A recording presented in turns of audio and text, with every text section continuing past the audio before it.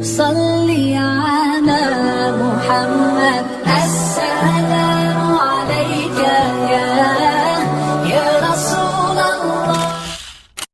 اور ان کا ذکر کرنے کے لیے میرے عزیزوں یقیناً زبانیں پاک بھی ہونی چاہیے اور سننے والوں کی محفلیں بھی پاک ہونی چاہیے. اور ایک بات یہ بھی یاد رکھیں کہ حضرت علی مرتضیٰ رضی اللہ تعالیٰ عنہ کا ذکر ایمان کی علامتوں میں سے ہے. ایمان والے حضرت علی کا نام سن کر کے مسکراتے ہیں یا خوش ہوتے ہیں، اور جہنمیوں کے چہروں پر کالک پڑ جاتی ہے، سرخی آ جاتی ہے. ہم الحمدللہ مولا کائنات شیر خدا کے دربار میں جو کہتے ہیں وہ شاید کوئی اور نہیں کہتا ہو. کچھ لوگ ہمیں بلیم کرتے ہیں کہ یہ لوگ ناسبی ہیں. علی مرتضیٰ اور اہل بیت کی محبت ان کے اندر نہیں ہے. ان کے اعتبار سے علی کی محبت کا مطلب صرف ماتم کرنا ہے نہیں. میرے عزیزو، ہم تو دعا بھی یوں کرتے ہیں، مشکلیں حل کر شہ مشکل کشا کے واسطے، کربلائیں رد شہید کربلا کے واسطے. ہمارے شجروں میں یہ دعا ہے کہ ہم مولا کائنات کے حوالے سے اللہ کی بارگاہ میں اپنی مشکلیں دور کرنے کی التجا کرتے ہیں. عزیزان گرامی وقار، اس فاتح خیبر سیدنا علی مرتضیٰ رضی اللہ تعالیٰ عنہ کو فارسی میں جس شاعر نے یوں کہا، قوت مرداں شیر یزداں، قوت شاہ مرداں شیر یزداں قوت پروردگار. شاہ مرداں شیر یزداں قوت پروردگار، لا فتح الا علی لا سیف الا ذوالفقار. جس کا مطلب یہ ہوتا ہے کہ مردوں میں اگر کوئی شہنشاہ ہے تو وہ علی مرتضیٰ ہے. شیر یزداں، اللہ کا کوئی شیر ہے تو وہ علی کی ذات ہے. اور جو کچھ بھی طاقت ملی ہے یہ غیبی خدا کی دی ہوئی طاقت ہے. اور پھر اگر دنیا میں کسی تلوار کی کوئی شہرت ہے تو وہ علی کی تلوار ذوالفقار کی شہرت ہے. اور جوانوں میں کوئی جوان ہے حقیقت میں تو وہ مولا کائنات علی مرتضیٰ ہے. عزیزان گرامی، ولادت بھی ایسی ہوئی، اللہ اکبر، پاکیزہ گھرانے میں، پاکیزہ خاندان میں، پاکیزہ نسب میں. اللہ رب العزت کو ایسے منظور تھا. اسی طرح سے اختلاف روایات اپنی جگہ پر کہ حضرت علی رضی اللہ تعالیٰ عنہ کی ماں فاطمہ بنت اسد جیب حمل سے تھیں. اس وقت یہ خانہ کعبہ کے طواف میں تھیں، اور ان کے شوہر ابو طالب جو حضرت علی رضی اللہ تعالیٰ عنہ کے والد ہیں، حضور صلی اللہ علیہ وسلم کے سگے چچا ہیں. ابو طالب بے قرار ہو کر ادھر ادھر دیکھنے لگے. چند عورتیں جو وہاں پر موجود تھیں، یہ امام زین العابدین رضی اللہ تعالیٰ عنہ سے روایت ہے، انہوں نے کہا کہ مجھے وہاں موجود ایک خاتون نے یہ روایت بیان کی ہے کہ تمہارے دادا ابو طالب گھبرائے ہوئے ہمارے پاس آئے. ہم نے پوچھا کہ گھبراہٹ اور پریشانی کس بات کی؟ تو انہوں نے کہا میری بیوی بنت اسد حاملہ تھی اور درد شروع ہو چکا ہے. تو گھبرا کر کے کہیں بٹھانے کی کوشش کی گئی تو خانہ کعبہ کا دروازہ کھلا تھا، تو انہیں اندر بٹھایا گیا کہ ہم جلد سے کسی چیز کا انتظام کریں گے. تو خواتین کہتی ہیں 4 عورتیں ہم فاطمہ بنت اسد کو لے کر انتظار کر رہی تھی کہ کوئی مدد آ جائے، فاطمہ بنت اسد کو اس درد زہ میں اٹھا کر گھر لے جایا جائے. لیکن وہ خواتین کہتی ہیں جیسے خانہ کعبہ میں داخل ہوئے ایک خوشبو سی پھیلی اور اچانک ایک حسین و جمیل بیٹا تولد ہوا.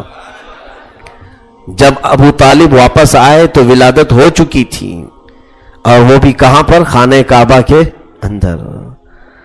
بعض روایات میں مولا علی شیر خدا کی ولادت دوسرے گھر میں بتائی گئی ہے.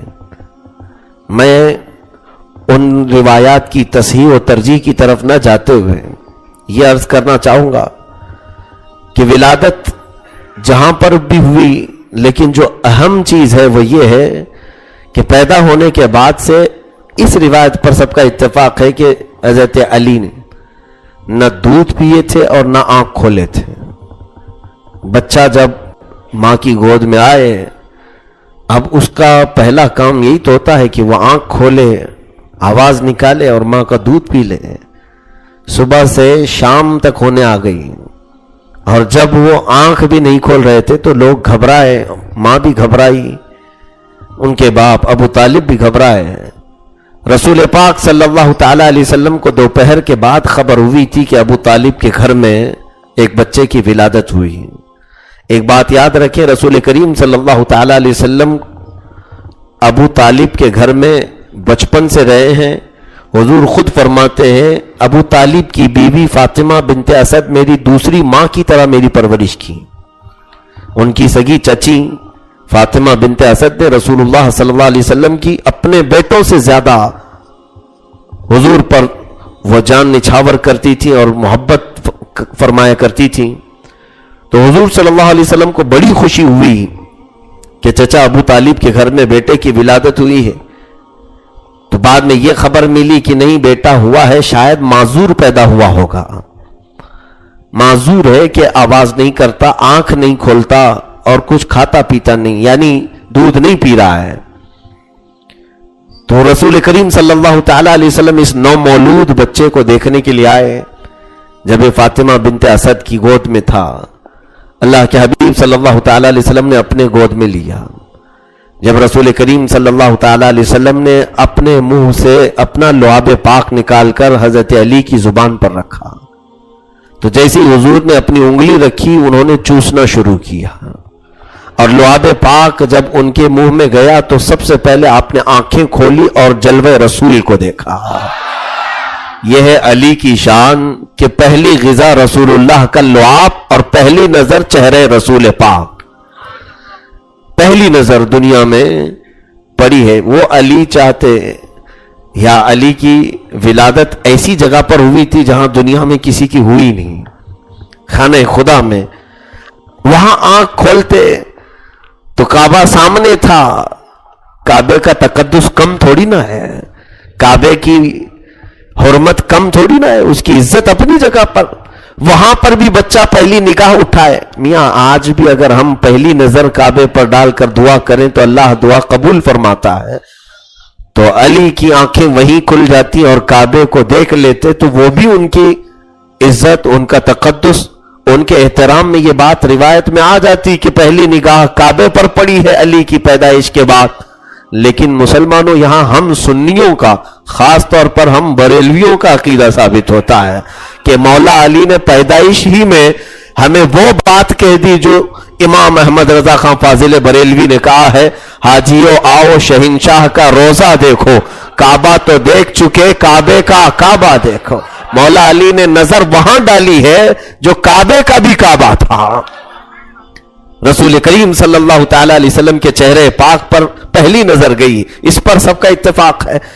اللہ کے حبیب صلی اللہ تعالی علیہ وسلم نے حضرت علی کو اپنے گھر میں رکھا. یوں سمجھ لیں کہ حضرت علی کی پرورش میں حضور صلی اللہ علیہ وسلم کا بڑا کردار رہا, بچپن سے ہی تربیت میں. کیونکہ حضور پاک صلی اللہ تعالی علیہ وسلم کی شادی ہو کر 3 سال گزرے تھے جب آپ کی عمر مبارک 28 سال کی تھی, جب حضرت علی کی پیدائش ہوئی تھی. رسول پاک صلی اللہ تعالی علیہ وسلم حضرت علی کو اپنے گھر میں رکھتے تھے, خاص طور پر عمومی حالات میں بھی. اب وہ علی جو خود تربیت رسول میں بڑے ہوں, ان کی جوانی کا حال کیا ہونا چاہیے. اوروں کے متعلق معلوم نہیں, باقی دوسرے اصحاب تو بعد میں صحبت اختیار کی رسول پاک کی. حضرت علی کی صحابیت تو بچپن سے, پیدائشی صحابی, رسول کریم صلی اللہ تعالی علیہ وسلم کے گھر میں ہی پلے ہیں, پرورش وہیں ہوئی ہے. جب آپ کی عمر 9 سال کی تھی, رسول کریم صلی اللہ تعالی علیہ وسلم نے 9 اور بعض روایات میں ہے 12-13 سال کی تھی, جیسی بھی ہوں, اللہ کے حبیب صلی اللہ تعالی علیہ وسلم نے اعلان نبوت فرمایا اور مکہ والوں کو جمع کیا.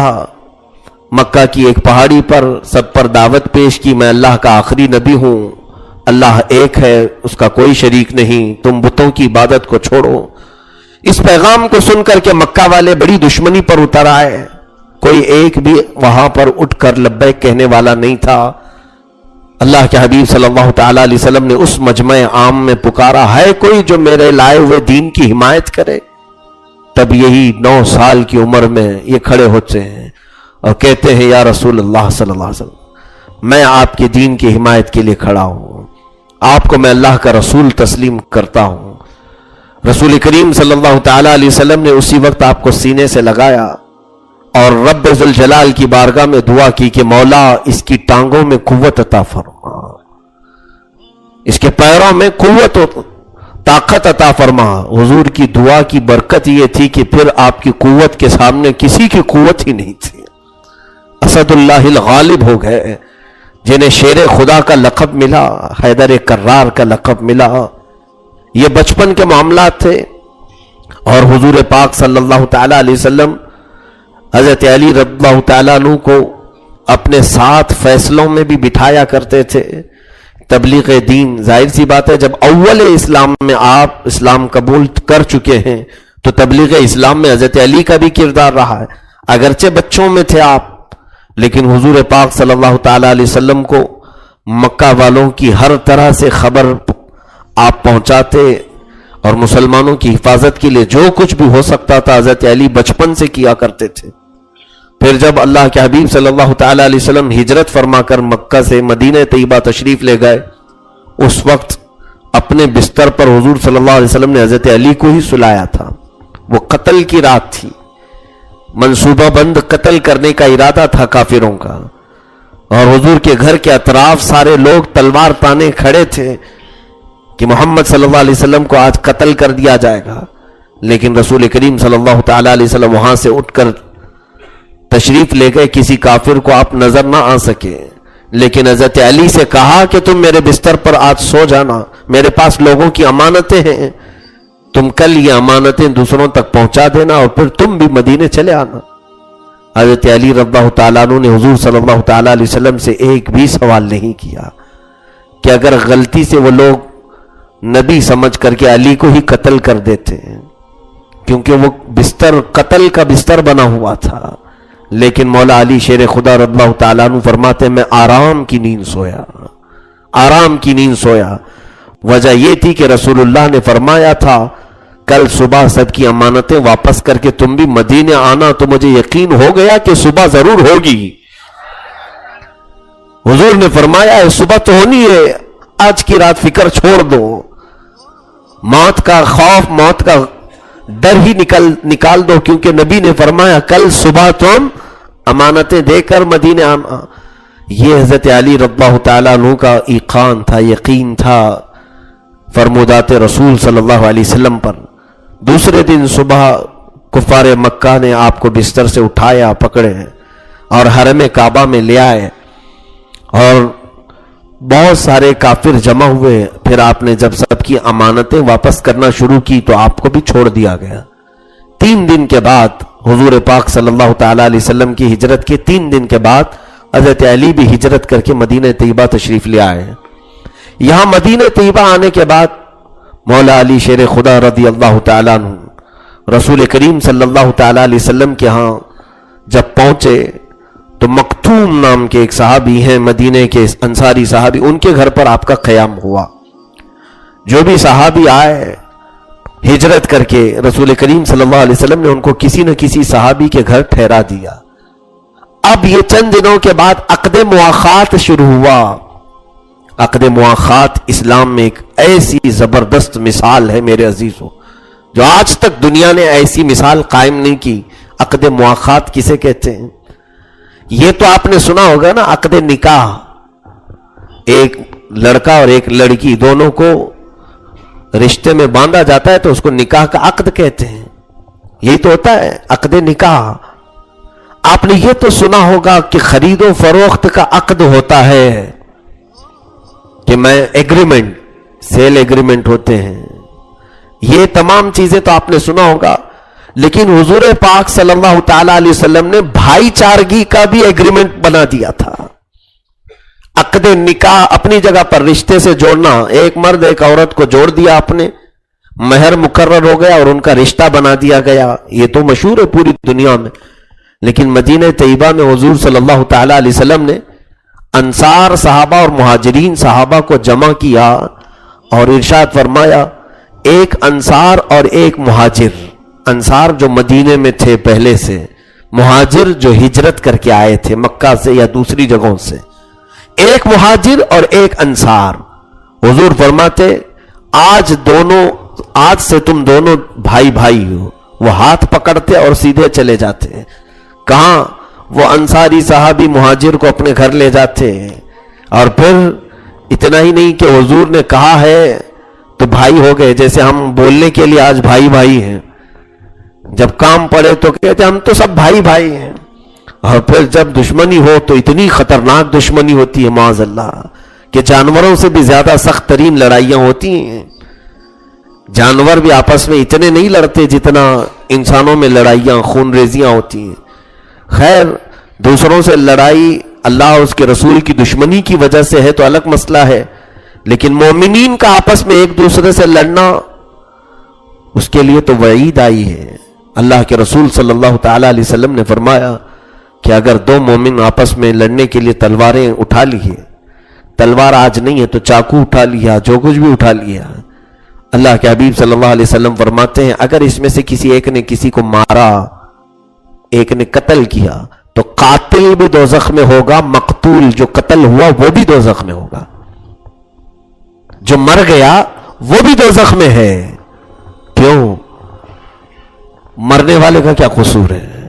صحابہ نے پوچھا یا رسول اللہ صلی اللہ علیہ وسلم, قاتل تو سمجھ میں آیا کہ اس نے گناہ کیا, ایک جان لے لی, لیکن مقتول کیوں؟ حضور پاک صلی اللہ علیہ وسلم فرماتے ہیں اس لیے کہ وہ بھی اس بات کا خواہش مند تھا. یہ اور بات ہے کہ موقع نہیں ملا اس کو. قتل تو وہ بھی کرنا چاہ رہا تھا نا, موقع اس کو ملا ہے, قاتل کو یہ مار ڈالا, لیکن اگر اس کو موقع ملتا تو وہ بھی تو قتل کے لیے تلوار اٹھایا تھا. تو جو دو تلواریں مسلمانوں کے درمیان اٹھی وہ دونوں دوزخ میں جائیں گے, دونوں دوزخ میں جائیں گے.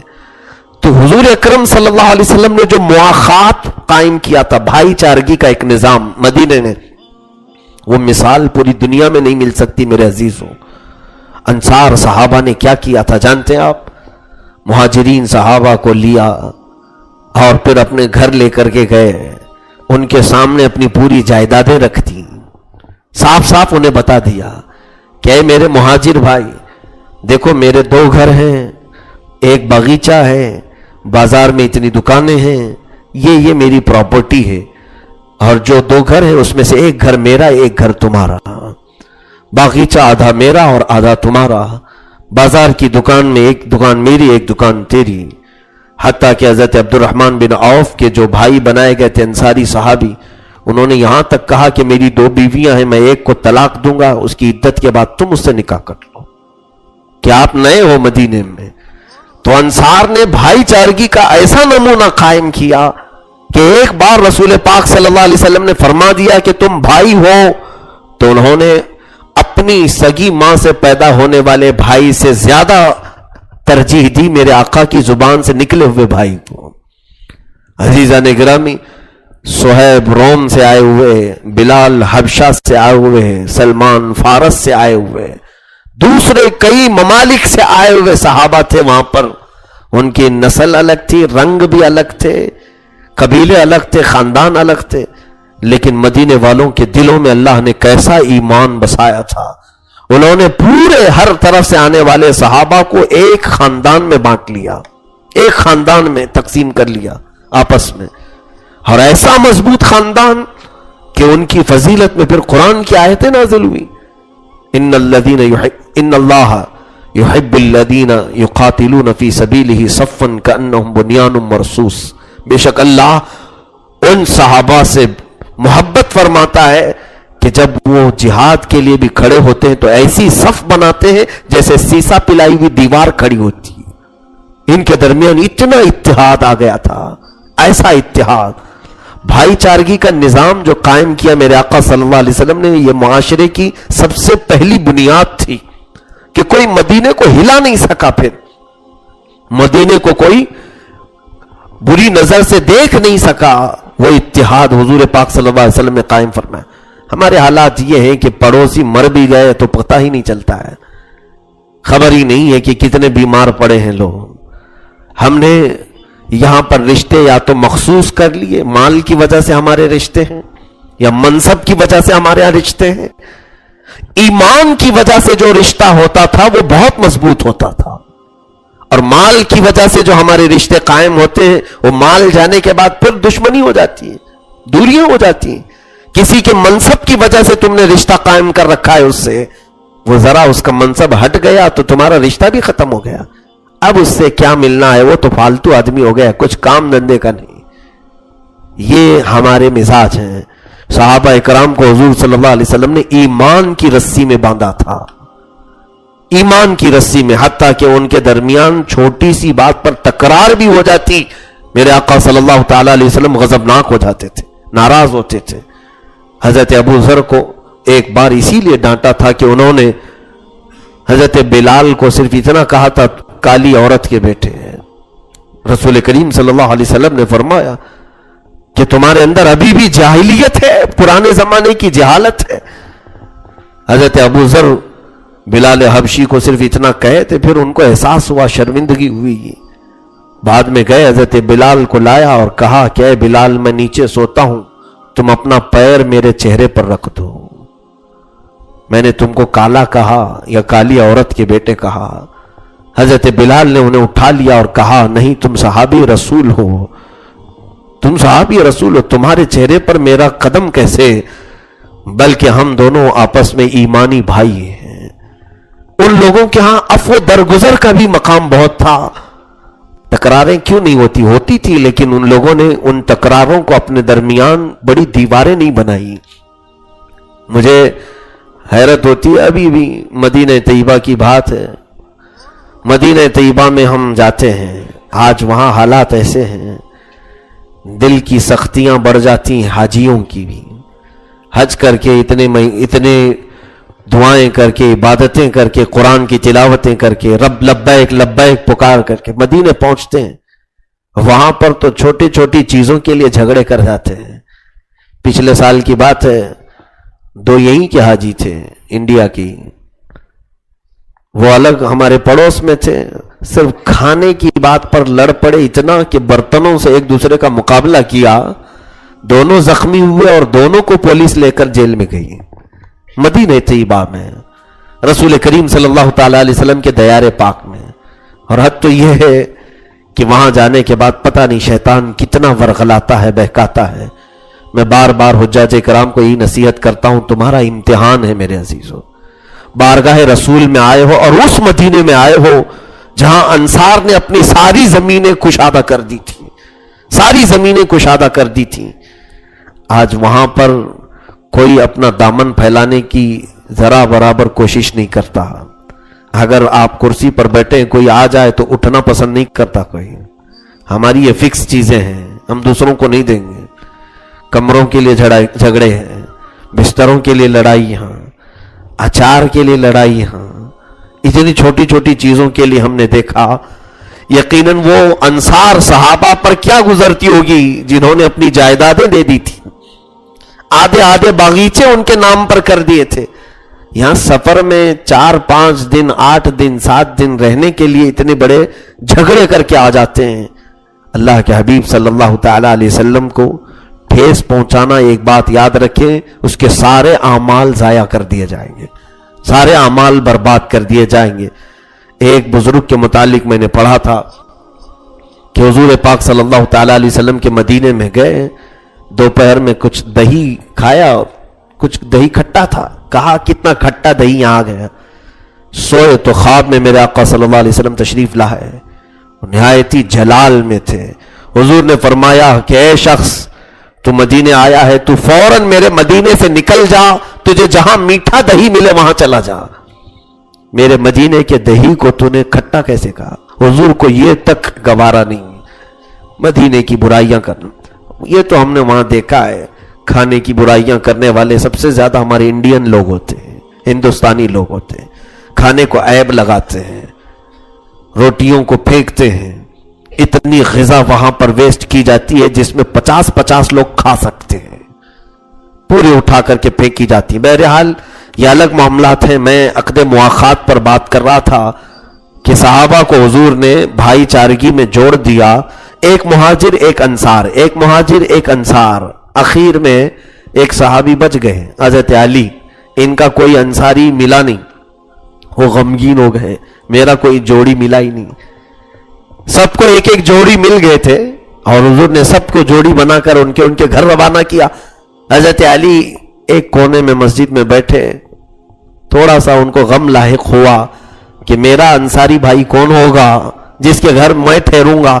رسول کریم صلی اللہ تعالی علیہ وسلم نے حضرت علی کو بلایا، کہا علی تم دنیا میں بھی میرے بھائی ہو اور آخرت میں بھی میرے بھائی ہو۔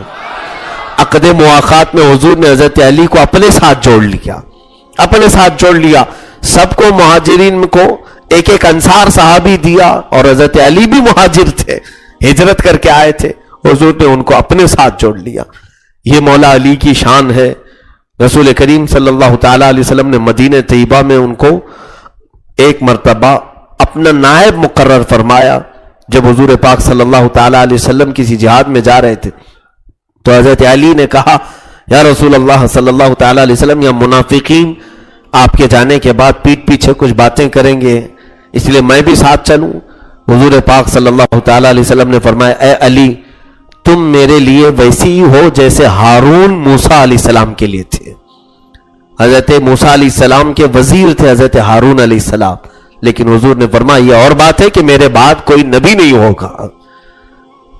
حضرت علی رضی اللہ تعالیٰ عنہ کو اپنا نائب مطلق مدینہ طیبہ میں بنایا۔ ان حدیثوں کو لے کر کے شیعہ یہ بہت زیادہ پروپیگنڈا پھیلاتے ہیں کہ حضور صلی اللہ علیہ وسلم نے مدینے میں ان کو کہا کہ تم میرے لیے ہارون کے مقام پر ہو جیسے موسیٰ علیہ السلام کے لیے ہارون تھے، وزیر ہو۔ جب حضور نے صاف صاف کہا ہے حضرت علی کو، تو پھر دوسرے لوگ کیسے خلافت پر آ گئے؟ میرے عزیزو ایک طرفہ بات مت کرو، وہیں پر حضور نے ابو بکر کی شان میں کیا کیا کہا وہ بھی سناؤ۔ رسول کریم صلی اللہ تعالی علیہ وسلم نے کیا کیا باتیں فرمائی؟ میرے عزیزو اسی طرح سے رسول پاک صلی اللہ تعالی علیہ وسلم نے آپ کی فضیلت پہ بہت ساری باتیں ارشاد فرمائی۔ ایک مشہور حدیث یہ ہے، فرمایا انا مدینۃ العلم وعلی بابوہا، میں علم کا شہر ہوں اور علی اس کا دروازہ ہے۔ میں علم کا شہر ہوں، علی اس کا دروازہ ہے۔ ایک بار حضرت علی رضی اللہ تعالیٰ عنہ نے ایسی مجمع میں اعلان کر دیا، لوگوں کو جو نئے اسلام میں تھے وہ لوگ سمجھ نہیں پاتے تھے ساری باتیں، کہا اے لوگوں سنو، میرا مقام یہ ہے کہ نبی کے پاس کوئی شخص ایک بار جائے گا لیکن میرے پاس 2 بار آئے گا۔ سننے والوں نے ایسا سمجھا علی نبی سے اپنی فوقیت بیان کر رہے ہیں، اپنا مرتبہ بڑھا کر کے بیان کر رہے ہیں۔ لوگ آئے اور حضور سے شکایت بھی کیا، علی تو ایسے کہتے ہیں نبی کے پاس کوئی شخص ایک بار جائے گا لیکن علی کے پاس 2 بار آئے گا۔ تو حضور نے پوچھا علی کیا تم نے ایسے کہا؟ کہا ہاں یا رسول اللہ صلی اللہ علیہ وسلم، آپ کی حدیث کی وجہ سے میں نے کہا، آپ نے فرمایا آپ علم کا شہر ہے، میں دروازہ ہوں، کوئی بھی جانے والا دروازے سے جاتا ہے اور دروازے سے باہر آتا ہے، ایک بار داخل ہوتا ہے اور ایک بار خارج ہوتا ہے، یہ سوچ کر کے میں نے کہا ہے۔ حضرت علی کی حکمت اور دانائی غضب کی تھی، مولا تعالیٰ نے آپ کو بہت غضب کی ذہانت عطا فرمائی تھی۔ علم میں آپ کا کوئی ثانی نہیں، بلکہ سیدنا امیر المومنین عمر ابن خطاب رضی اللہ تعالیٰ عنہ یہ بیان فرماتے تھے کہ اگر، بلکہ دعا یوں کرتے تھے کہ اے اللہ میں اس مجلس سے پناہ مانگتا ہوں جس مجلس میں علی نہ ہو، جس مجلس میں علی نہ ہو اس مجلس سے میں پناہ مانگتا ہوں۔ حضرت عمر رضی اللہ تعالیٰ عنہ یہ کہتے تھے، اور پھر یہ بھی دعا آپ کی منقول ہے کہ اے مولا مجھے کوئی ایسی چیز تو نہ عائد فرما جس میں علی نہ ہو، یعنی علی کے بغیر مجھے کوئی فیصلہ کرنا پڑ جائے۔ اور یہ بھی فرماتے تھے کہ اگر علی نہ ہو تو میں ہلاک ہو جاؤں گا۔ کئی معاملات میں مولا علی شیر خدا رضی اللہ تعالیٰ عنہ ان تینوں خلفائے راشدین کے حامی ناصر مددگار رہے ہیں، حضرت ابو بکر صدیق کے بھی، حضرت عمر کے بھی، حضرت عثمان کے بھی۔ تینوں خلفاء کے ساتھ آپ نے بھرپور حمایت بھی کی ہے، ان کی وزارت بھی کی، ان کے ساتھ جہاد میں شریک بھی رہے، کئی مقامات پر آپ نے جنگیں لڑی۔ انہی تینوں خلفاء کے یعنی دور خلافت میں سیدنا ابو بکر صدیق کے زمانے میں بھی، حضرت عمر کے زمانے میں، حضرت عثمان رضی اللہ تعالیٰ عنہ کے زمانے میں حضرت علی نے پورا اسی طرح سے کردار اپنایا جیسے حضور کی زندگی میں کیا کرتے تھے. کہیں سے کوئی اختلاف ہمیں ثابت نہیں، کہیں سے کوئی اختلاف نظر بھی نہیں آتا. یہ آج کے زمانے میں اختلاف دکھایا جا رہا ہے. میں کل بھی اس بات پر بہت دیر تک گفتگو کیا ہوں، اور آج تو حضرت علی کی بات ہے. یہاں پر کچھ چیزوں میں ہم مشترک ہیں. محبت علی میں ایک بات یاد رکھیں، محبت علی ہماری الگ طریقے کی ہے، ان کی الگ طریقے کی ہے. ہم کالی پٹی باندھ کر محبت نہیں دکھاتے، اس لیے کہ الحمدللہ علی کی محبت کالا پن نہیں لاتی، نور لاتی ہے. علی کی محبت قلب کو بھی نورانیت بخشتی ہے، ماتھے کو بھی نورانیت بخشتی ہے. قرآن میں انہی لوگوں کی صفات میں آئی ہے بات، سیماہم فی وجوہہم من اثر السجود، ان کے سجدوں کی وجہ سے ان کے چہروں پر تم چمکتی ہوئی نشانیاں دیکھو گے. سورہ فتح کی آخری آیت میں اللہ فرما رہا ہے، اور وہ حضرت علی مراد ہیں. یہاں سے تفسیر میں فرمایا گیا کہ آپ کے سجدے ایسے ہوتے کہ لوگ آپ کے چہرے کی چمک سے ہی آپ کو پہچانتے بھی تھے. چہرے پر جو رونق تھی، چہرے پر جو چمک و دمک تھی، یقیناً ویسا سجدہ اب کرے گا کون جو علی جیسا سجدہ ہو. کیونکہ نماز میں ایسی محویت ہوتی تھی کہ چبا ہوا تیر بھی اگر نکال لیا جائے تو آپ کو خبر نہیں ہوتی تھی. نماز میں پوری نماز آپ کمپلیٹ کر لیتے تھے. کسی نے آپ سے پوچھا بھی تھا کہ علی آپ کہتے ہیں ساری چیزوں کا جواب میں دے سکتا ہوں قرآن کے ذریعے سے، اپنی بصارت اور بصیرت کے ذریعے سے. علی سے پوچھا گیا ہے کیا کبھی آپ نے خدا کو بھی دیکھا ہے؟ یہ ایک بڑا سوال تھا. کیا آپ نے اپنے اللہ کو دیکھا ہے، اس کی تجلیوں کو دیکھا ہے؟ دیکھیں، ایک ہے ظاہری طور پر دیکھنا اور ایک ہے خواب میں دیکھنا، بند آنکھوں سے دیکھنا. عالم بیداری میں سوائے رسول اللہ کے کسی کو خدا کی زیارت نہیں ہو سکتی، ممکن نہیں ہے. معراج کا ایک واقعہ حضور کے ساتھ ہوا اور پھر کسی کے ساتھ نہیں ہوگا. لیکن عالم خواب ہو یا بند آنکھوں سے ہو، بے شمار اولیاء کاملین نے رب ذوالجلال کی زیارت کی ہے. مولا تعالیٰ کی تجلیوں کو انہوں نے دیکھا ہے. حضرت علی سے کسی نے پوچھا کہ آپ نے خدا کو دیکھا ہے؟ تو آپ مسکرائے، کہا خدا کو دیکھنے کی بات کرتے ہو. علی اس وقت تک نماز کا دوسرا سجدہ نہیں کرتا جب تک پہلے سجدے میں زیارت نہیں کرتا. رب تبارک و تعالیٰ کی تجلیات جب تک میں نہیں دیکھتا سر نہیں اٹھاتا ہوں. سیماہم فی وجوہہم من اثر السجود، یہ وہی اسی کے مصداق ہے کہ ان کے سجدوں کی نشانیاں ان کے چہروں پر تم دیکھو گے. ان کے سجدوں کی نشانیاں چہروں پر دیکھو. اچھا، یہاں لفظ وجوہہم ہے، سیماہم فی وجوہہم، وجہ کہتے ہیں چہرے کو، اور بعض لوگ بیچارے پیشانی پر داغ لگا کر کہتے ہیں ہم بھی اسی آیت کے مصداق ہیں. پیشانی پر جو شامی کباب ہو تو اسے لوگ یہ کہتے ہیں کہ سیماہم فی وجوہہم کا مطلب یہی ہے کہ دیکھو سجدوں سے پیشانی پر نشان. پیشانی کا لفظ ہی نہیں ہے قرآن میں، چہرہ ہے. پورے چہرے پر تمہارے نشانیاں آئیں گی سجدے کی، صرف پیشانی پر نہیں، پورے چہرے پر. اور نشانی کا مطلب کالا پیلا لال نہیں، دور سے دیکھنے والا صرف تمہارے چہرے کو دیکھ کر اسلام کی محبت میں گرفتار ہو جائے، وہ رسول پاک صلی اللہ تعالی علیہ وسلم کا شیدائی بن جائے. تو چہروں کی رونق کے متعلق کہا گیا وہ حضرت علی جیسے چہروں میں تھی. عزیزان گرامی، مولا علی شیر خدا رضی اللہ تعالیٰ عنہ کی محبت کے متعلق شروع میں چند باتیں عرض کرنا ضروری ہے کہ میرے آقا صلی اللہ تعالی علیہ وسلم نے جو آپ کی فضیلت میں بیان فرمائی اس کے ہم بھی قائل ہیں، ہم انکار نہیں کرتے. ہم علی کو صرف علی نہیں کہتے، مولا علی کہتے ہیں. جبکہ بعض لوگوں کو مولا کہنے پر بھی دشواری ہے، دقت ہے، لیکن یہ دقت ان کی اپنی ہے، کیونکہ حضور صلی اللہ علیہ وسلم نے جب یہ فرمایا من کنت مولاہ فہذا علی مولا، جس کا میں مولا ہوں علی بھی اس کے مولا ہے. مولا کسے کہتے ہیں؟ آقا کو. مولا سردار کو کہتے ہیں. حضرت علی رضی اللہ تعالیٰ عنہ کے متعلق رسول کریم صلی اللہ علیہ وسلم کا یہ فرمان عالی شان، اس پر کسی کو شک نہیں ہونی چاہیے. جب اللہ کے نبی نے انہیں مولا کہہ دیا ہے ہم سب کا، تو پھر مولا کہنے میں ہم سب کو کوئی دشواری بھی نہیں ہونی چاہیے. بلکہ तबरी की एक रिवायत ये भी बताती है, इसके आगे एक और रिवायत है कि हुजूर पाक सल्लल्लाहु तआला अलैहि वसल्लम ने फरमाया कि मैं जिस का मौला हूं, सिर्फ ये लफ्ज नहीं बल्कि उसमें ये लफ्ज है अल्लाह और मैं जिस के मौला है अली उसका मौला है। इसमें फिर पूरी कायनात आ गई है, सारे लोग उनको अपना सरदार बनाए हैं।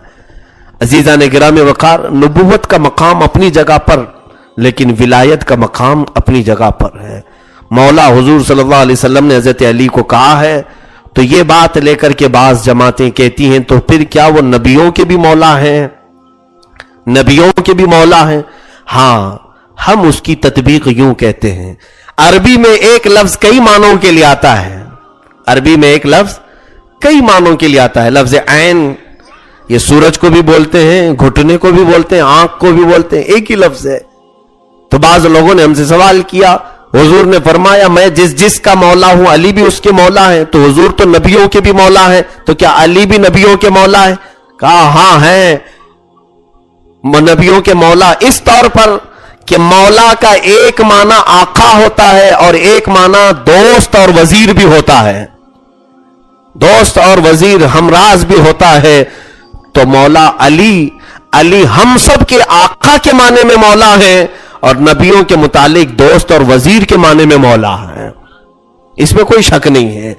रसूल करीम सल्लल्लाहु तआला अलैहि वसल्लम ने आपकी फजीलत में जब यह बयान फरमाया है तो मेरे अजीजों, मौला अली कहने में किसी को दिक्कत और दुश्वारी नहीं होनी चाहिए।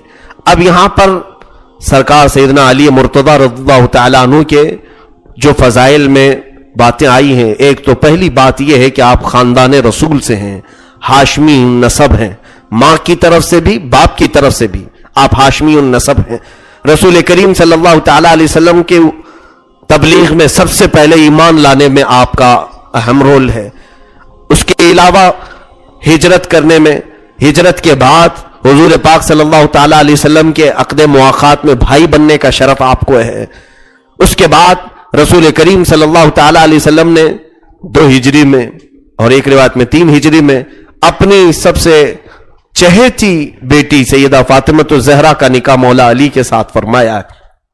जन्नती औरतों की सरदार, जन्नती खवातीन के सरदार, दुख्तरे मुस्तफ़ा रसूल करीम सल्लल्लाहु तआला अलैहि वसल्लम की शान बान वाली वो शहजादी मौला अली की दुल्हन बनी है। रसूल करीम सल्लल्लाहु तआला अलैहि वसल्लम के मुतालिक हजरत अबू बकर फरमाते हैं, हजरत उमर भी फरमाते हैं, मेरे दिल में यह इरादा था कि फातिमा के लिए निकाह का पैगाम भेजूं। हजरत उमर भी कहते मेरे दिल में इरादा था कि मैं फातिमा के लिए निकाह का पैगाम भेजूं। इनके दिलों में इरादा था लेकिन इन्होंने कहा नहीं। बाज में है कि हुजूर सल्लल्लाहु तआला अलैहि वसल्लम के पास किसी न किसी तरफ से कुछ पैगामात आए थे, हुजूर ने किसी को जवाब नहीं दिया, किसी को जवाब नहीं दिया फातिमा के निकाह के लिए। फिर अल्लाह के हबीब सल्लल्लाहु तआला अलैहि वसल्लम ने खुद हजरत अली को तलब किया। हजरत अली कहते हैं कि मेरे दिल में तो था इरादा निकाह के लिए, लेकिन मेरी हैसियत नहीं थी, मेरे पास माल नहीं था, न घर था। जब मदीने तैयबा वो पहुंचे थे तो उस वक्त इफलास बहुत ज्यादा था, गरीबी बहुत थी। एक यहूदी के बगीचे में आप काम करते थे, दिन भर में वो 2 खजूरें देता था, वो 2 खजूरें लेकर के घर आते थे। ऐसे में मैं मुस्तफा करीम सल्लल्लाहु अलैहि वसल्लम की बेटी का हाथ कैसे मांगू? खुद रसूल करीम सल्लल्लाहु अलैहि वसल्लम ने तलब फरमाया और पूछा, ए अली, क्या तुम इस बात पर राजी हो कि मैं अपनी बेटी का निकाह तुम्हारे साथ करूं? हजरत अली ने सर झुका लिया। हुजूर सल्लल्लाहु तआला अलैहि वसल्लम ने मुस्कुरा कर फरमाया, अली, ये मेरा फैसला नहीं, रब्बे जुल जलाल का फैसला है कि मैं अपनी बेटी तुम्हारे अक़द में दूं, तुम्हारे निकाह में दूं। हुजूर पाक सल्लल्लाहु तआला अलैहि वसल्लम ने उनसे ये नहीं फरमाया कि जाओ ले जाओ हमारी बेटी को, कहा जाओ महर के पैसे ढूंढ के लाओ, महर के लिए कोशिश करो। हजरत अली रज़ियल्लाहु तआला अन्हु ने खूब मेहनत की, खिदमत की और जो कुछ भी आपसे बन सका और कुछ चीजें आपने बेची और कुछ गिरवी में रखा और चांदी बतौर महर हजरत फातिमा ज़हरा रज़ियल्लाहु तआला अन्हा के लिए आप लाए। तो हजरत फातिमा से आपका निकाह हुआ और तकरीबन 9 माह के बाद रुखसती हुई। जिस वक्त रुखसती हुई, हजरत अली रज़ियल्लाहु तआला अन्हु ने हजरत नौमान का घर किराए पर लिया था, एक सहाबी का घर। उस किराए वाले घर में जब हजरत फातिमा आई थी تو صرف ایک چارپائی تھی، ایک بسترا تھا. حضرت علی حضور صلی اللہ علیہ وسلم کے گھر سے ایک چکی لے کر آئی تھی، پانی کا ایک مشکیزہ اور 2 مٹکے اور 2 برتن وہ ساتھ میں لے کر آئی تھی مٹی کے، اور ایک چراغ جلانے کے لیے. اس کے علاوہ کچھ نہیں تھا، بلکہ مختار کائنات روحی فدا صلی اللہ تعالی علیہ وسلم نے پورے کائنات کی خواتین کی سردار، جنتی خواتین کی سردار کو اس حال میں رخصت فرمایا. کیونکہ ظاہری اسباب کچھ نہیں ہوتے میرے عزیزوں، دل کا تقوی سب سے بڑی چیز ہے. فاطمہ کے ساتھ جو رسول اللہ صلی اللہ علیہ وسلم نے سب سے بڑی دولت بھیجی تھی وہ حیا، عفت اور تقوی کی دولت بھیجی تھی. فاطمہ اس کی تو بات یعنی شہنشاہ تھیں. تقوی میں آپ کی مثال کیا ہو سکتی ہے. سیدہ فاطمہ تو زہرا رضی اللہ تعالیٰ عنہا مولا علی کے گھر آئی تو خود حضرت فاطمہ کہتی ہیں میں نے اپنے ہاتھوں سے اتنا آٹا پیسا ہے کہ میرے ہاتھوں کی چمڑیاں چھل چکی تھی، نکل چکی تھی. وہ اپنے ہاتھوں سے کام کرتی تھی حضرت علی رضی اللہ تعالیٰ عنہ کے گھر. تو یہ شرف دامادی مولا علی شیر خدا رضی اللہ تعالیٰ عنہ کو حاصل ہے. رسول کریم صلی اللہ تعالیٰ علیہ وسلم ان سے راضی تھے زندگی میں بھی، اور اپنی بیٹی دے کر کے یہ بھی فرمایا کہ اے علی میں نے اپنے جگر کا ایک ٹکڑا دیا ہے. انما فاطمۃ بضعۃ منی فمن احبها فقد احبنی ومن ابغضها فقد ابغضنی.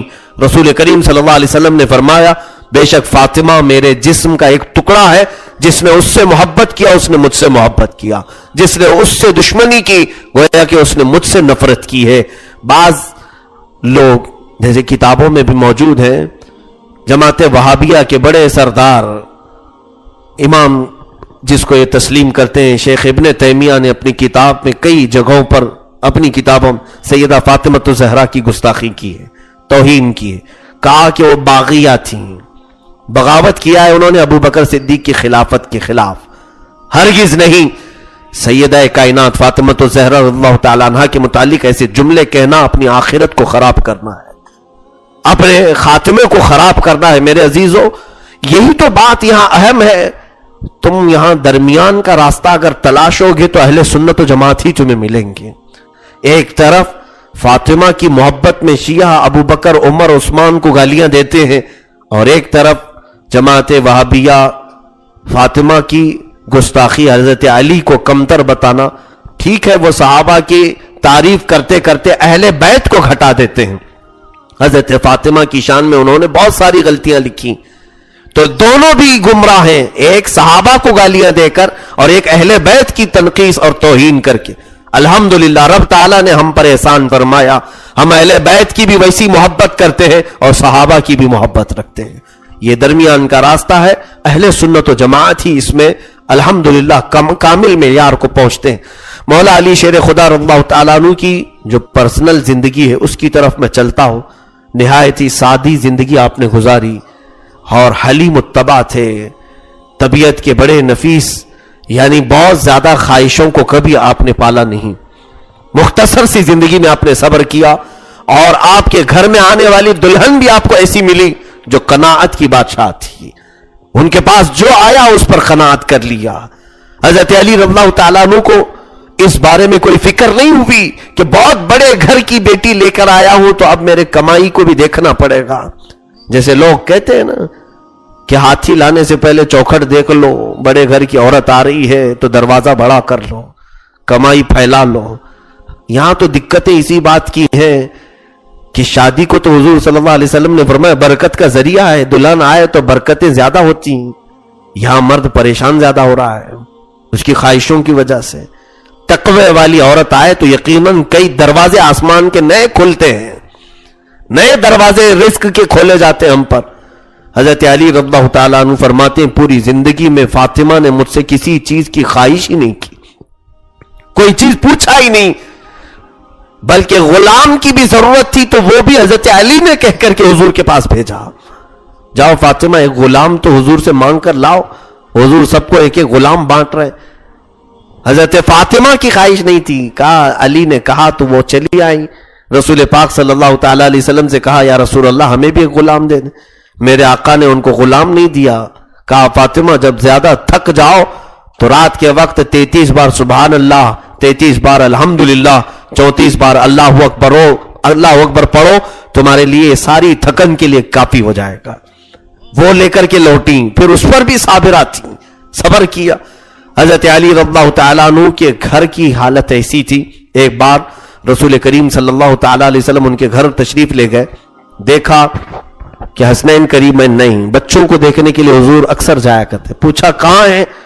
کہا یا رسول اللہ صلی اللہ علیہ وسلم ہمارے گھر میں آج کچھ بھی نہیں تھا، کوئی چیز نہیں تھی کھانے کے لیے، بچے بھوکے تھے۔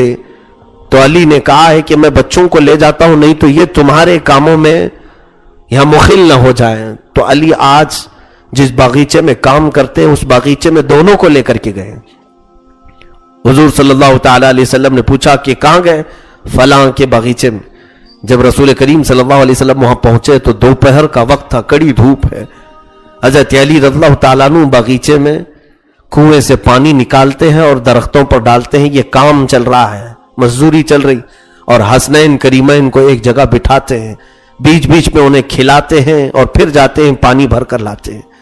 اللہ کے حبیب صلی اللہ تعالیٰ علیہ وسلم اس باغیچے میں تشریف لائے اور کہا کہ علی کیا تمہارے کاموں میں میں بھی ہاتھ نہ بٹھاؤں؟ اور خود رسول کریم صلی اللہ تعالیٰ علیہ وسلم نے اس باغیچے میں کام کیا اور پانی بھرا اور درختوں کو ڈالا۔ شام ہونے سے پہلے کچھ کھجوریں گھر کے لیے لے کر ایک بچے کو امام علی مرتضی اور ایک بچے کو رسول پاک اٹھا کر گھر لے آئے۔ گھر کی کیفیت یہ تھی کہ بہت زیادہ ٹھاٹ باٹ نہیں تھا، بلکہ یہ اہل بیت کا گھرانہ تو ایسا ہے کہ حسنین کریمین بیمار ہوئے تھے تو ان کی کنیزہ جو گھر کی فضہ نام کی کنیزہ تھی، اس نے منت کر لی، منت یہ مانگی کہ اے اللہ اگر بچے صحیح ہو جائیں تو پورے گھر والے مل کر کے ہم 3 روزے رکھیں گے۔ اس نے منت کی، بچوں کو شفا یابی مل گئی، شفا ہو گئے۔ دونوں بچے جب صحت یاب ہوئے تو فضہ نے حضرت علی اور حضرت فاطمہ کو بتایا کہ میں نے منت کی تھی، بچے صحیح ہو گئے۔ تو گھر والوں نے کہا حضرت علی حضرت فاطمہ دونوں بچے اور فضہ کہ آج سے ہم روزہ رکھتے ہیں، 3 دن کنٹینیو روزہ رکھیں۔ روزہ رکھے، دوسرے دن حضرت علی روزے کے عالم میں کام کے لیے جاتے تھے، دن بھر کام کر کے شام کو جب آنے کا وقت تھا تو آپ کی مزدوری اتنی تھی جس سے صرف آٹا ملا 5 روٹیاں بن سکتی تھی، 5 روٹیاں بن سکے اتنا آٹا ملا۔ گھر لے کر کے آئے، حضرت فاطمہ نے روٹیاں بنائی تو جیسے ہی افطاری کا وقت تھا ایک مسکین گھر پر آیا اور اس نے آواز لگائی، کہا کہ اے اہل بیت، رسول اللہ کے گھر والوں، تم ہر ایک کو دیتے ہو، میں بھوکا ہوں، مجھے کھلاؤ۔ حضرت فاطمہ نے کہا کہ یہ 5 روٹیاں اس کو اٹھا کر دے دو، اللہ کے نام پر اس نے مانگا ہے۔ اور پھر گھر والے 5 لوگ پانی پی کر افطار کر گئے۔ دوسرے دن بھی روزہ تھا، منت کا روزہ ہے۔ حضرت علی اسی حالت میں کام پر گئے ہوئے ہیں، اسی حال میں باغیچے کا کام کیا۔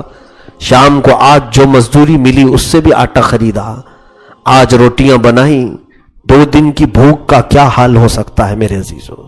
آج ہم بھوک سے تل ملاتے ہیں، صبح سے شام کا روزہ، وہ بھی ہم کو اے سی کا روزہ برداشت نہیں ہو پاتا، آرام کے روزے ہیں بغیر کام کے، وہ مدینے کی گرمیوں کے روزے ہیں۔ حضرت علی دوسرے دن جب آئے، آٹا لے کر گوندا گیا، روٹیاں بنی، ایک یتیم بچہ باہر کھڑا تھا، اس نے آواز دی، اے رسول اللہ کے گھر والوں، مجھے سننے میں آیا ہے کہ آپ کے گھر سے جو بھی مانگتا ہے وہ خالی نہیں جاتا، میں بھوکا ہوں، مجھے کھلاؤ۔ حضرت فاطمہ نے 5 روٹیاں اٹھائی، اس یتیم بچے کو دے دیا، خود پانی پی کر کے افطار کر لی۔ تیسرا روزہ تھا، روزے چھوڑنا بھی نہیں تھا، منت کے روزے تھے۔ تیسرے روزے میں پھر حضرت علی اسی حالت میں کام پر گئے ہیں۔ کون کر سکتا ہے یہ سوائے شیر خدا کی طاقت کے؟ کون برداشت کر سکے گا؟ تیسرا دن جب آپ مزدوری کا آٹا لے کر کے آئے، آج روٹیاں بنی تھیں، لیکن آج ایک قیدی، جیل سے چھوٹا ہوا قیدی باہر کھڑا تھا، کہا زمانہ ہو گیا میں نے کھانے کو نہیں دیکھا، اور میں نے سوچا ہے کہ کسی اور گھر کیوں جاؤں، رسول اللہ کے گھر والوں کے پاس آؤں، یہاں منگتوں کو کھلایا جاتا ہے۔ بی بی نے وہ روٹیاں اٹھائی، دے دیا۔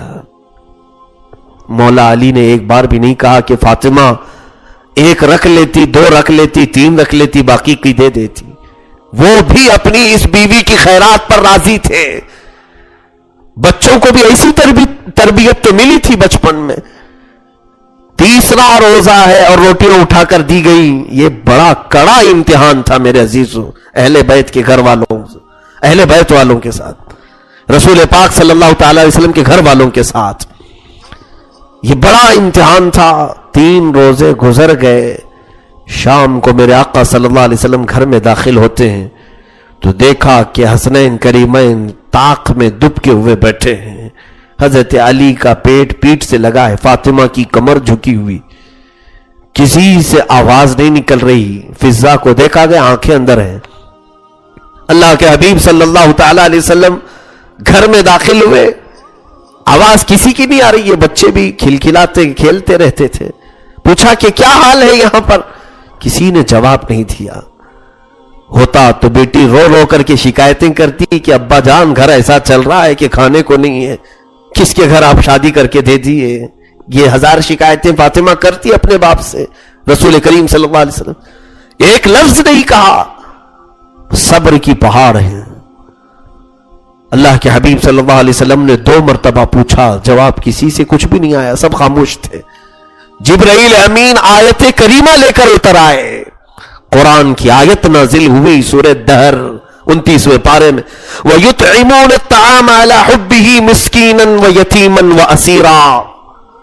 اے محبوب, یہ وہ گھرانہ ہے جو اپنے رب کی محبت میں کبھی مسکین کو کھلاتا ہے, کبھی یتیم کو اور کبھی قیدیوں کو کھلاتے ہیں. جبرائیل امین آ کر بتاتے ہیں.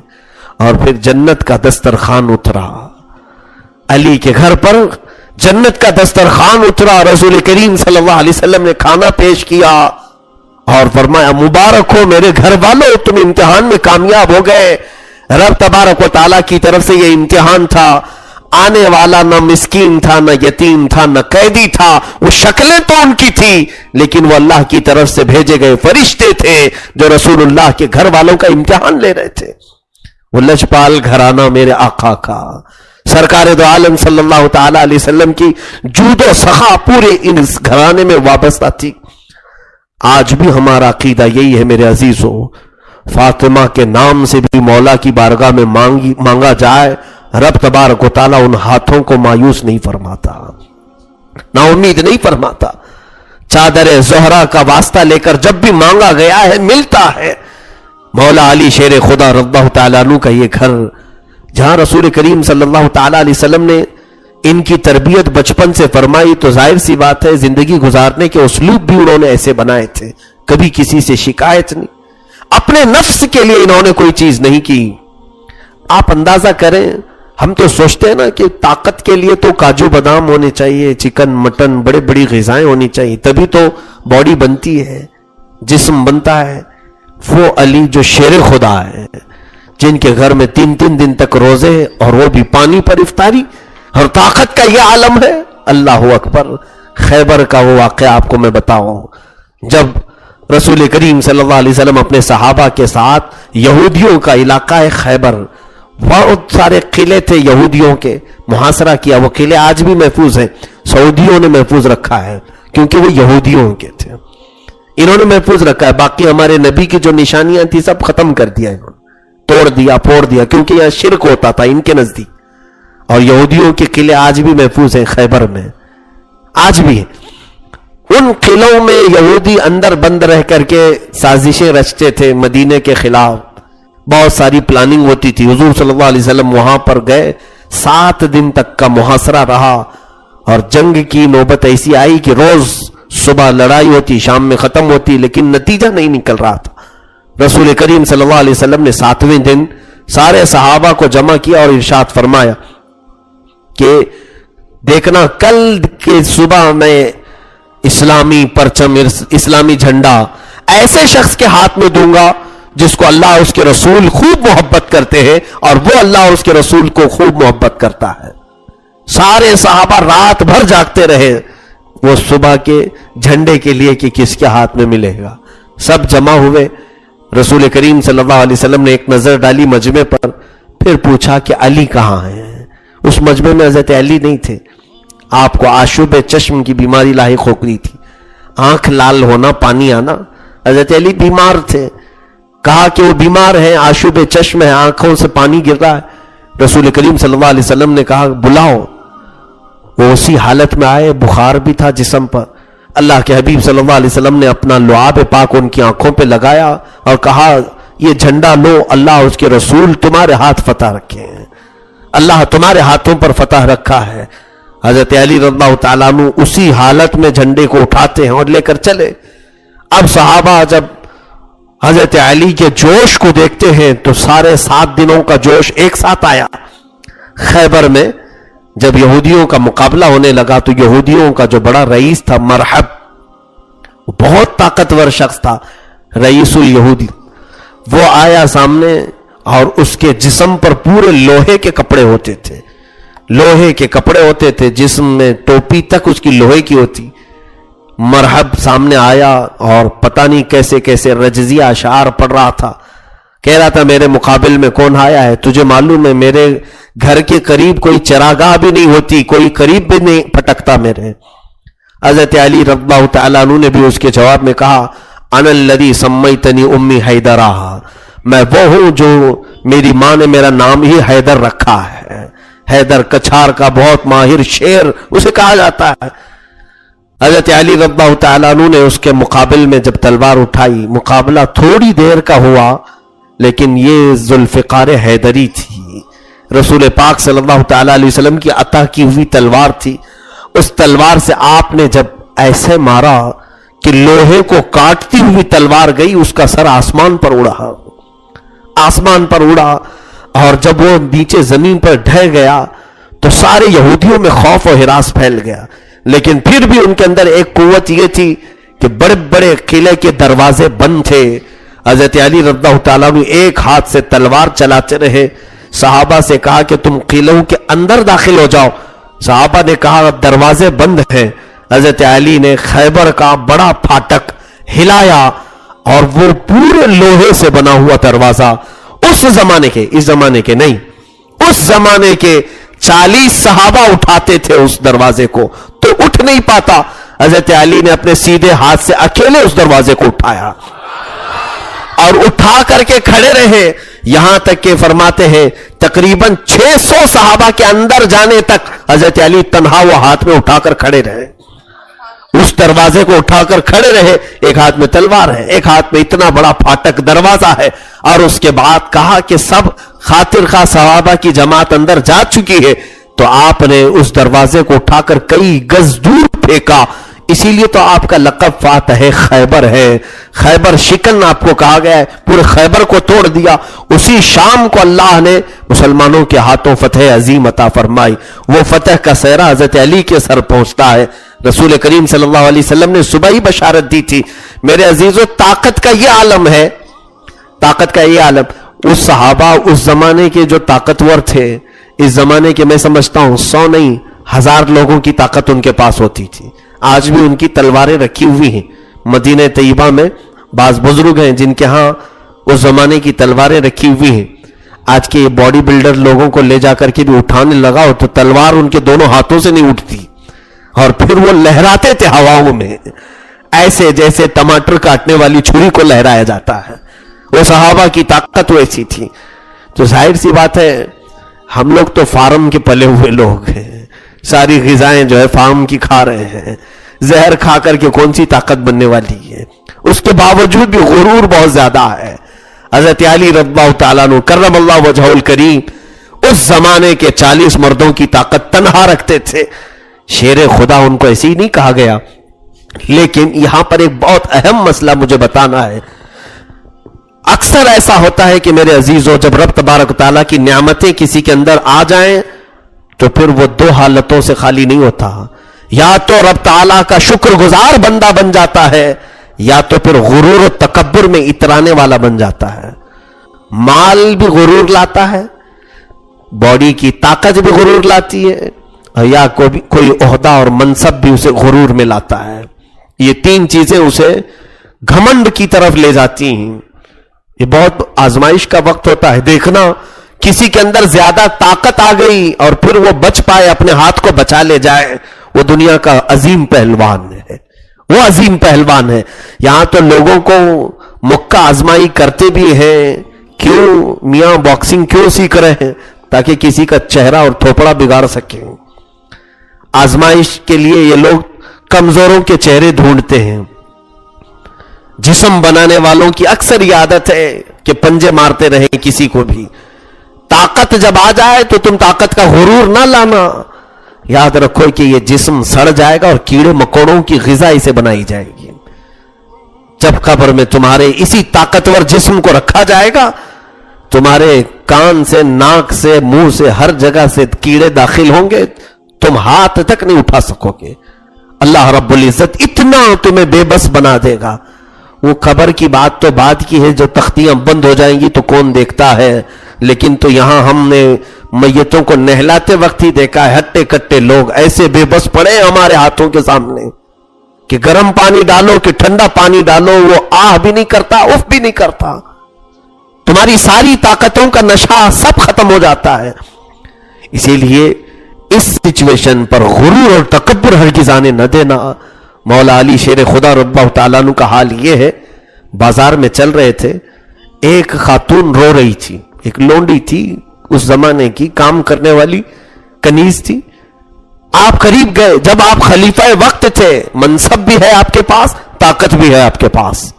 ایسے نہیں کہ فوجی طاقت پر کے بل بوتے آپ لڑتے تھے، پرسنل اپنی خود کی بھی طاقت تھی. خلیفہ وقت ہے، بازار میں آپ نے دیکھا کہ ایک خاتون رو رہی. پوچھا کیوں؟ کہا میرے آقا نے، میرے مالک نے مجھے 2 درہم دیے تھے کھجور لانے کے لیے. میں کھجور لینے کے لیے اس شخص کے پاس آئی، یہ دکان والا. کھجور لی اور میں لے جا کر کے میرے مالک کو دیا تو میرے مالک نے پسند نہیں کیا، وہ لوٹا دیا. کہا کہ مجھے یہ کھجور نہیں چاہیے، میں لے کر کے آئی ہوں اور اس کو واپس کر رہی ہوں تو یہ لے نہیں رہا ہے، میرے پیسے واپس نہیں دے رہا ہے. کھجور میں کیا کروں؟ میرا مالک مجھے درے مارے گا، میں درہم کہاں سے لاؤں؟ میں ایک کنیز عورت ہوں. حضرت علی رضی اللہ تعالیٰ عنہ درمیان میں گئے، کہا کہ اس کنیز کو اس کے پیسے واپس کر دو، کھجوریں تیری صحیح سلامت وہ لے کر آئی ہیں، زیادہ وقت بھی نہیں گزرا، اس میں عیب بھی نہیں ہوا ہے، لے لو. تو اس نے آپ کو زوردار دھکا مارا، یہاں تک کہ گلی سے باہر تک لے گیا. کہا کہ تم ہوتے کون ہو بیچ میں آئے؟ تو لوگوں نے کہا اس دکاندار کو پکڑ کر کے کہ اے نادان، تجھے معلوم ہے تو نے کس کو دھکا مارا ہے؟ وہ خلیفہ وقت ہے، امیر المومنین ہے، اسے پتہ ہی نہیں تھا. ڈر گیا، سہم گیا کہ ارے میرے تو ہاتھ ان کو لگ گئے، پھر کیا ہوگا. فوراً وہ آیا اور اس عورت کو پیسے واپس کیا، کھجوریں لیا. حضرت علی رضی اللہ تعالیٰ عنہ سے گڑ گڑا کر معافی مانگنے لگا. کہا کہ میرا ہاتھ آپ کو لگ گیا، میں دھکا مارا، مجھے معاف کر دیجئے، آپ مجھ سے راضی ہو جائیں. حضرت علی رضی اللہ تعالیٰ عنہ نے فرمایا پہلے اس کنیز سے پوچھو، وہ اگر راضی ہے تو میں بھی راضی ہوں، میرے اپنے نفس کا کوئی معاملہ نہیں، تو حقداروں کو ان کا حق ادا کر دے، میں تجھ سے راضی ہوں. حضرت علی چاہتے تو اپنے جان کا بدلہ لیتے کہ مجھے تو ہاتھ لگایا کیسے. طاقت قوت خود کی بھی ہے اور وقت کے خلیفہ بھی ہیں، امیر المومنین بھی. اپنی ذات کے لیے آپ نے بدلہ نہیں لیا. جنگ میں لڑتے ہوئے آپ نے ایک کافر کو گرا دیا، اس کی گردن پر بیٹھ گئے، تلوار سے کاٹنے ہی والے تھے کہ اس نے منہ پر تھوک دیا، اس نے مرنے ہی والا تھا. حضرت علی نے تلوار چھوڑ دی، اس کو آزاد کر دیا. کہا اب تجھے نہیں ماروں گا. یہاں تو غصہ ڈبل ہو جانا چاہیے نا، میں مارنے ہی والا تھا، اب اس نے تھوک دیا ہے چہرے پر تو اب اس کو اور زیادہ دردناک انداز میں ماروں. چھوڑ دیا. وہ اور حیرت میں آ گیا، تعجب میں پڑ گیا کہ مجھے تو مارنا چاہیے تھا، ایسے حالت میں چھوڑ دیا. حضرت علی کہتے اے شخص سن، میں جہاد بھی کرتا ہوں تو صرف اللہ کی رضا کے لیے، جب تو نے تھوک دیا تو پھر اب میرا نفس بھی یہاں شامل ہو گیا. دنیا بعد میں یہ کہتی کہ تھوک کا بدلہ لینے کے لیے علی نے گردن کاٹ دی، میں بدلے کے لیے نہیں قتل کرنا چاہتا. یہ مولا علی شیر خدا رضی اللہ تعالیٰ عنہ کی طاقت کا صحیح استعمال ہے، صحیح استعمال. میرے عزیزوں، حضرت علی رضی اللہ تعالیٰ عنہ نے مقام و مرتبے کے اعتبار سے کبھی کسی چیز کو عیب نہیں سمجھا. ایک بار آپ کی زرہ چوری ہو گئی، وہی لوہے کا جو لباس ہوتا تھا جنگوں میں پہنا جاتا تھا، وہ چوری ہو گئی. وہ ایک یہودی کے ہاتھ میں چلی گئی اور اس یہودی نے دعویٰ کیا کہ میری ہی ہے، وہ میری ہی ہے.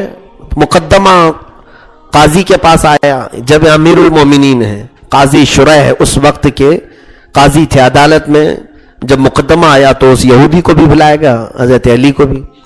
حضرت علی نے اس پر دعویٰ کیا کہ یہ زرہ میری ہے.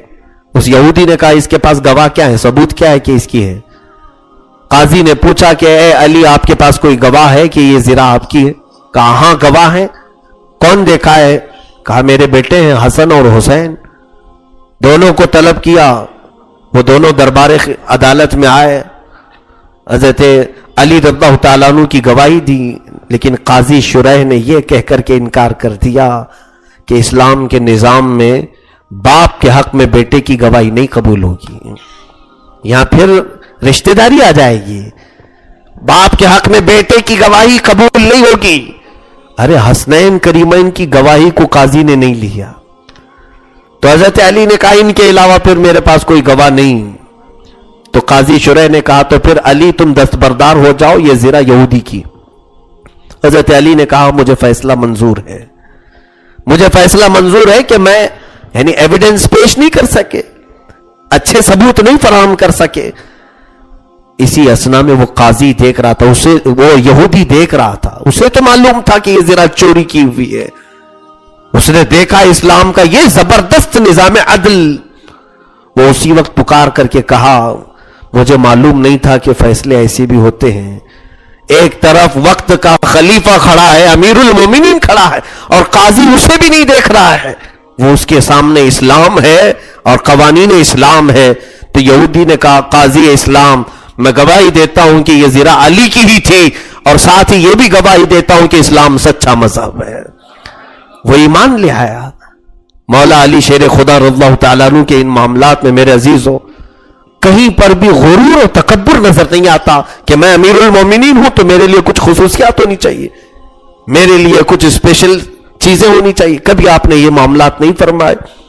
سیدنا علی کرم اللہ وجہہ الکریم کی خلافت تقریباً 4.5 سال جو بھی چلی, اس میں پورے عدل و انصاف سے آپ نے بھر دیا تھا. عدل میں تو آپ زمانے رسول میں ہی مشہور تھے. رسول کریم صلی اللہ علیہ وسلم کے زمانے میں ایک بار آپ کو یمن کا قاضی بنا کر بھیجا گیا تھا. یمن میں کئی لوگ گئے لیکن ان لوگوں کو اٹریکٹ نہیں کر پائے. حضرت علی جب گئے تو یمن کا بڑے بڑے قبیلے اسلام میں آ گئے. حضرت علی رضی اللہ تعالیٰ عنہ کے پاس ایک مقدمہ آیا تھا, وہ عجیب نوعیت کا مقدمہ تھا. تو یمن والوں نے کہا کہ ایک کھڈا کھودا گیا تھا, وہ شیر کو پکڑنے کے لیے گڑھا کھودتے تھے اس وقت. تو لوگ وہاں پر پہنچے تو آلریڈی اس میں شیر گرا ہوا تھا ایک. تو 4 لوگ ایسے تھے جو اس گڑھے کے قریب گئے تو ایک کا پیر پھسل گیا. وہ جاتے جاتے دوسرے کا پیر اس نے پکڑ لیا جو قریب میں تھا. تو دوسرا بھی اس کے ساتھ گڑھے میں گیا, اور دوسرا تیسرے کو پکڑا, وہ بھی ساتھ میں تیسرا ایک چوتھے کو بھی پکڑا تھا. چاروں نیچے گڑھے میں چلے گئے. ایک دوسرے کو پکڑ رہے تھے بچنے کے لیے, اور چاروں نیچے گڑھے میں گر گئے. اور شیر نے چاروں کی درگت بنائی, چاروں کو اچھا زخمی کیا اور مار ڈالا. اس گڑھے میں چاروں مر گئے. اب چاروں کے جو رشتہ دار تھے وہ سب بھڑکے ہوئے تھے کہ ہمیں بدلہ چاہیے. بدلہ کس سے لیں گے, کون کس سے لے گا؟ تو اس میں جو پہلے والا تھا اس نے دوسرے کے پیر پکڑے تھے, تو دوسرا جو گر کر کے مرا ہے, دوسرے کے گھر والے پہلے کے گھر والوں سے بدلہ چاہ رہے تھے کہ تمہارا بندہ ہمارے بندے کا پیر پکڑا تھا, اس لیے دیت جو ہے نا تم لوگ دو گے ہم کو. تو تیسرا جو تھا اس کے گھر والے دوسرے کو پکڑے ہوئے تھے کہ بھائی ٹھیک ہے, وہ پہلے والے نے تمہارا پیر پکڑا تھا لیکن تمہارا بھی تو ہمارے والے کا پیر پکڑا تھا, تم بھی دو. تو یہ تمام چیزیں, گھروں میں لڑائیاں, 4 خاندانوں میں لڑائیاں شروع ہو گئی, زبردست لڑائی. حضرت علی کے پاس یہ مسئلہ آیا. حضرت علی رضی اللہ تعالیٰ عنہ نے سارا معاملہ پوچھا. مر گئے ہوئے ہیں, اور پہلے والا جو مرا تھا کیا وہ غلطی سے نہیں بلکہ وہ پھسل کر کے گرا تھا. کوئی زبردستی کیوں شیر کے پاس جائے گا, پھسلا لیکن وہ دوسرے کو پکڑا. دیت اسلام میں ایک حکم ہے, یعنی کسی نے کسی کا قتل کیا, مرڈر کیا, تو اسلام کا حکم یہ ہے کہ بدلے میں اس کی جان لے لو, یا تو پھر قتل ہونے والے کے گھر والوں کو یہ اختیار ہے, آپشن ہے, چاہے تو اس سے پیسے لے لو. دونوں چیزیں. تو مطالبہ کرو کہ مجھے 5 لاکھ چاہیے, قتل ہو گیا ہے, یہ بھی کر سکتے ہیں، یا بدلے میں جان بھی چاہیے تو جان کی بھی آپ پوچھ سکتے ہیں قاضی سے کہ میں بدلے میں میرا بیٹا مرا، اس کی بیٹے کا قتل ہو جائے، یا تو پھر میرا بیٹا انتقال کر گیا مجھے اتنے پیسے چاہیے، یہ دیت کہتے ہیں اس کو۔